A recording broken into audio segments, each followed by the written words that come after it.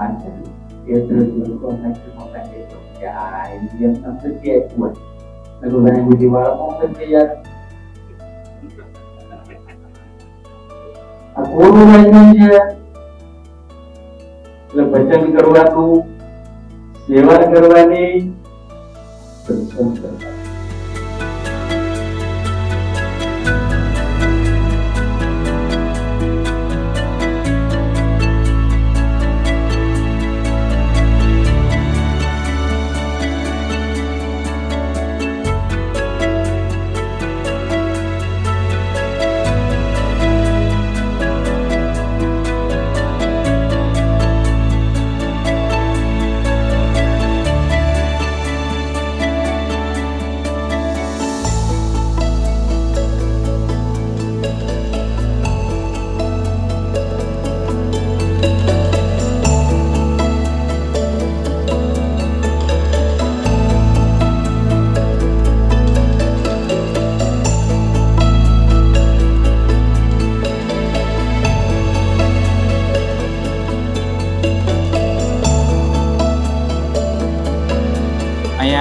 ખૂબ જ સારી વાતો કરી સ્વામીએ દાદાના બધા ચરિત્રો કીધું અને સાળંગપુરમાં અત્યારે જે બધું વિકાસના કામો થઈ રહ્યા છે એનું પણ શોર્ટમાં બધું જણાવ્યું.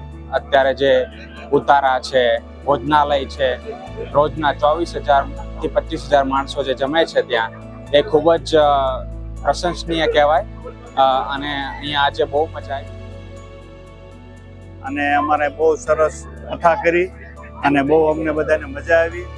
અને ગયા વર્ષે આવ્યા હતા પણ એની પાસે ટાઈમ નહોતો ને આ વખતે બહુ સત્સંગ બધા હરિભક્તો બધા આવ્યા હતા અને બહુ બધાને આનંદ કરાવ્યો અને બહુ સરસ વાત કરી દાદા વિશે. ગુજરાતમાં બે પ્રકારના મંત્ર હોય, આ તો ખાલી પાલતું જ હોય, ત્યાં ફાલતું જ હોય, ફાલતું ને ફાલતું.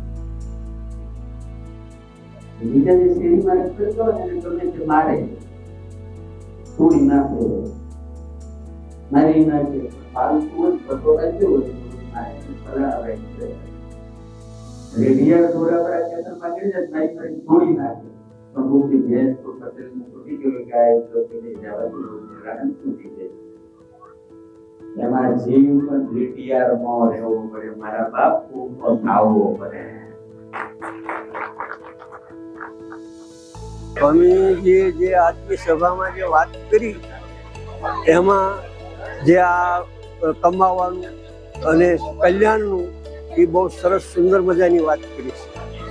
જે અમને જે વાત કરી કે ભાઈ કચરો ઘણી જગ્યાએથી આવે છે પણ જે માગથી કાનથી અને મોઢેથી જે કચરો આવે છે એ કાઢવા માટે ખરેખર જે મનની અંદર આપણા મગજમાં જે કચરો હોય છે એ કાઢવા માટે સત્સંગ જરૂરી છે, એનું અમને જ્ઞાન છે.